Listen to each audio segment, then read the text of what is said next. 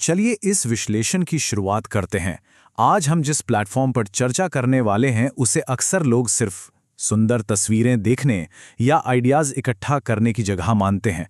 लेकिन जरा सोचिए, क्या हो अगर इस आम से दिखने वाले प्लेटफॉर्म को एक बेहद मुनाफे वाले रेवेन्यू स्ट्रीम में बदल दिया जाए।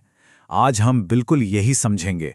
हम एक ऐसा स्ट्रक्चर्ड ब्लूप्रिंट खोलने वाले हैं जो सोशल ट्रैफिक को सीधा आमदनी में तब्दील करने का रास्ता दिखाता है। सिर्फ इस एक आंकड़े पर ध्यान देते हैं, $21,000। एक सोर्स कंटेंट क्रिएटर ने दावा किया है कि उन्होंने सोशल ट्रैफिक का इस्तेमाल करके सिर्फ 90 दिनों के भीतर ये रकम जनरेट की है। अगर बिल्कुल निष्पक्ष होकर इस क्लेम को देखा जाए तो ये अमाउंट सच में ध्यान खींचता है। ये आंकड़ा इस बात की नींव रखता है कि आगे हम किन एडवांस स्ट्रैटेजीज को समझने वाले हैं। ये कोई छोटा मोटा नतीजा नहीं है, बल्कि एक बहुत ही सटीक सिस्टम का परिणाम है। ओके, तो अब इसमें थोड़ा गहराई से उतरते हैं। ज्यादातर लोग यही मानते हैं कि ये प्लेटफॉर्म भी इंस्टाग्राम या टिकटॉक जैसा ही एक सोशल मीडिया ऐप है, जहां लोग आते हैं और एंटरटेनमेंट के लिए घंटों तक बस एंडलेस स्क्रॉलिंग करते रहते हैं। लेकिन असल सच्चाई वो बिल्कुल अलग है। हकीकत में ये एक विजुअल सर्च इंजन है। यहां लोग प्लानिंग करने आते हैं, किसी समस्या का सटीक हल ढूंढने आते हैं, इसलिए यहां बाइंग इंटेंट यानी खरीदारी करने का इरादा बहुत हाई होता है। दोनों प्लेटफॉर्म्स के माइंडसेट में सच में जमीन आसमान का अंतर है। आप देखिए, किसी भी मोनेटाइजेशन स्ट्रैटेजी को कामयाब बनाने से पहले उस प्लेटफॉर्म की ऑडियंस को समझना सबसे बड़ी जरूरत होती है। सबसे जरूरी बात यह है कि यहाँ मुख्य रूप से यूएस और यूरोप के यूजर्स आते हैं, और हम सब जानते हैं कि इनकी परचेजिंग पावर काफ़ी ज़्यादा होती है। ये लोग यहाँ नए घर के डेकोर की प्लानिंग करने, नए गेमिंग सेटअप की रिसर्च करने या फिर वेट लॉस डाइट्स और आने वाले त्योहारों के लिए गिफ्ट आइडियाज़ ढूंढने आते हैं। ये लोग सिर्फ टाइम पास नहीं कर रहे होते, ये एक्टिव खरीदारी के डिसीजंस लेने वाले लोग हैं। तो इस विश्लेषण का रोड मैप कुछ इस तरह रहेगा। पहला, हम इस विजुअल सर्च इंजन के कॉन्सेप्ट को समझेंगे। दूसरा, बिजनेस अकाउंट सेटअप। तीसरा, अफिलिएट मार्केटिंग। चौथा, डिजिटल प्रोडक्ट्स। पांचवा, ब्लॉग्स और एडसेंस। और आखिर में यूट्यूब ऑटोमेशन। चलिए बढ़ते हैं पहले हिस्से की तरफ, एक विजुअल सर्च इंजन यानी इमेज आधारित सर्च। अब यहाँ सबसे दिलचस्प बात यह है कि जब कोई यूजर यहाँ मेक मनी ऑनलाइन या वेट लॉस जैसी क्वेरी टाइप करता है तो उसे पढ़ने के लिए लंबे चौड़े आर्टिकल्स नहीं मिलते। इसके बजाय एल्गोरिदम उन्हें विजुअल सॉल्यूशंस दिखाता है, यानी वो तस्वीरें और फोटोज जिन पर सीधे जानकारी दी गई होती है। यही कारण है कि यहाँ विजिबिलिटी हासिल करने के लिए सिर्फ कीवर्ड्स ही काफ़ी नहीं है, बल्कि इमेज ऑप्टिमाइजेशन सबसे ज़रूरी कड़ी बन जाती है। ये बिल्कुल गूगल की तरह काम करता है, बस टेक्स्ट की जगह विजुअल रिजल्ट्स होते हैं। अब आते हैं दूसरे हिस्से पर, बिजनेस अकाउंट सेटअप, जो कि एक प्रोफेशनल शुरुआत के लिए ज़रूरी है। यहाँ एक प्रोफेशनल प्रेजेंस बनाने का प्रोसेस काफ़ी तेज़ी से समझाया गया है। सबसे पहले एक सिंपल गूगल अकाउंट से साइन अप करके प्रोफाइल को एक फ्री बिजनेस अकाउंट में कन्वर्ट करना होता है। उसके बाद ब्रांड नेम और बायो डालकर प्रोफाइल को ऑप्टिमाइज किया जाता है। लेकिन ध्यान देने वाली बात चौथे पॉइंट में है, स्पेसिफिक बोर्ड्स बनाना। अपने कंटेंट को खास कैटेगरीज या बोर्ड्स में रखने से प्लेटफॉर्म के एल्गोरिदम को एक मजबूत ट्रस्ट सिग्नल मिलता है कि ये कंटेंट एकदम सटीक और वैल्यूएबल है। तो आइए तीसरे हिस्से की तरफ बढ़ते हैं। पहला तरीका, अफिलिएट मार्केटिंग के जरिए प्रोडक्ट्स प्रमोट करना। यहाँ एक बेहद ही सीधा यट प्रभावी वर्कफ्लो प्रस्तुत किया गया है। सबसे पहले Amazon एसोसिएट्स ज्वाइन करके प्रोडक्ट्स चुने जाते हैं। फिर AI टूल्स जैसे क्लॉड या ChatGPT का इस्तेमाल करके उन प्रोडक्ट्स की बिल्कुल fresh, copyright free promotional images बनाई जाती हैं। जब इन तस्वीरों को एक एफिलिएट लिंक के साथ पिन किया जाता है तो वो हाई इंटेंट बायर्स इन पर क्लिक करके खरीदारी करते हैं, और इससे सीधे 2.5% से लेकर 20% तक का कमीशन मिलता है। ये पैसिव इनकम जनरेट करने का एक बेहतरीन उदाहरण है। साथ ही यहाँ सोर्स क्रिएटर ने एक ऐसी एडवांस टिप समझा की हैं जिसे बिल्कुल नज़रअंदाज नहीं किया जा सकता।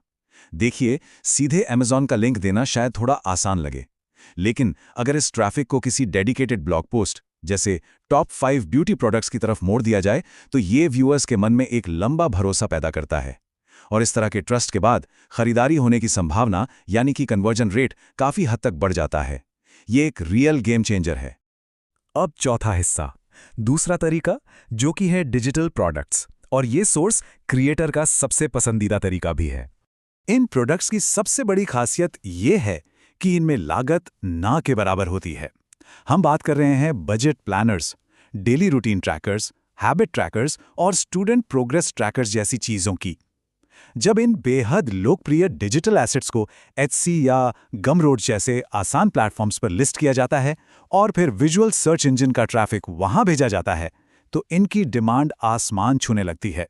ये ऐसे प्रोडक्ट्स हैं जिन्हें बनाने में सिर्फ एक बार मेहनत लगती है और फिर उन्हें बार बार बेचा जा सकता है ना कमाल?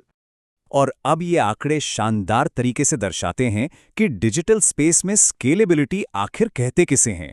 एक simple AI generated budget planner को ही लीजिए, जिसकी कीमत सिर्फ $5 से $10 के बीच रखी गई है और वो हजारों बार एक इंटरनेशनल ऑडियंस द्वारा खरीदा जा चुका है।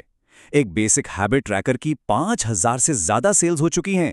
ये आंकड़े ये साफ करते हैं कि अगर सही बाइंग इंटेंट वाली ऑडियंस के सामने सही समय पर एक डिजिटल प्रोडक्ट रखा जाए तो उसकी स्केलेबिलिटी की कोई सीमा नहीं होती। अब बढ़ते हैं 5वें हिस्से की तरफ।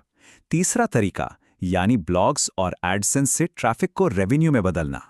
ये आंकड़े क्रिएटर द्वारा अलग अलग निशे ब्लॉग से हासिल किए गए मंथली एडसेंस रेवेन्यू को साफ तौर पर समझाते हैं। जब इस जबरदस्त विजुअल सर्च ट्रैफिक को अलग अलग टॉपिक्स वाले ब्लॉग्स पर रिडायरेक्ट किया गया तो रेवेन्यू का लेवल बिल्कुल अलग ही चला गया। देखिए, एक ब्लॉग $600 जनरेट कर रहा है तो वहीं दूसरा ब्लॉग $5000 तक पहुंच गया है। ये पूरी तरह इस बात पर निर्भर करता है कि किस नीश में कितना ट्रैफिक लाया जा सकता है और वहां चलने वाले एड्स की वैल्यू आखिर क्या है। आइए अब इस ब्लूप्रिंट के आखिरी और छठे हिस्से को देखते हैं। चौथा तरीका, यूट्यूब ऑटोमेशन, जिसमें यूएस ट्रैफिक का फायदा उठाया जाता है। इस इकोसिस्टम अप्रोच का स्ट्रक्चर बड़ा ही दिलचस्प है। सबसे पहले एक फेसलेस यूट्यूब चैनल शुरू किया जाता है जिसका मुख्य टारगेट यूएस ऑडियंस होती है। उसके बाद एआई की मदद से उन वीडियोस की मैचिंग तस्वीरें बनाई जाती हैं और उन्हें लिंक के साथ पोस्ट किया जाता है। इससे होता यह है कि जब यूएस से क्लिक करके ये high value audience YouTube video देखती है तो यूट्यूब के एल्गोरिथम को एक बहुत बड़ा और पॉजिटिव सिग्नल मिलता है कि ये वीडियो प्रीमियम ऑडियंस को पसंद आ रही है। ये अपने आप में एक बहुत स्मार्ट स्ट्रेटजी है। तो सबसे महत्वपूर्ण बिंदु यहां ये निकल कर आता है कि वॉल्यूम यानी नंबर्स उतने मायने नहीं रखते जितने की ट्रैफिक की जियोग्राफिक क्वालिटी। प्रीमियम देशों जैसे कि अमेरिका या यूरोप से आने वाला थोड़ा सा ट्रैफिक भी यूट्यूब जैसे एल्गोरिथम को समझाने के लिए काफी होता है कि ये कंटेंट बहुत वैल्यूबल है। और एक बार एल्गोरिथम को ये बात ठीक से समझ आ गई तो चैनल की एक्सपोनेंशियल ग्रोथ को कोई नहीं रोक सकता। इस विश्लेषण के अंत में हमारे सामने एक बहुत ही महत्वपूर्ण सवाल खड़ा होता है। हमने देखा कि माइंडसेट कैसा होना चाहिए, ऑडियंस का इंटेंट कितना हाई है और मोनेटाइजेशन के 4 अलग अलग प्रैक्टिकल रास्ते आखिर हैं क्या। अब आगे का सफर इस बात पर निर्भर करता है कि एक नया डिजिटल वेंचर शुरू करने के लिए इनमें से कौन सा रास्ता सबसे बेहतर साबित हो सकता है। चाहे वो एफिलिएट मार्केटिंग हो, डिजिटल प्रोडक्ट्स, ब्लॉग्स पर एडसेंस हो या फिर यूट्यूब ऑटोमेशन, अब वक्त आगे बढ़ने का और बिल्ड करना शुरू करने का है।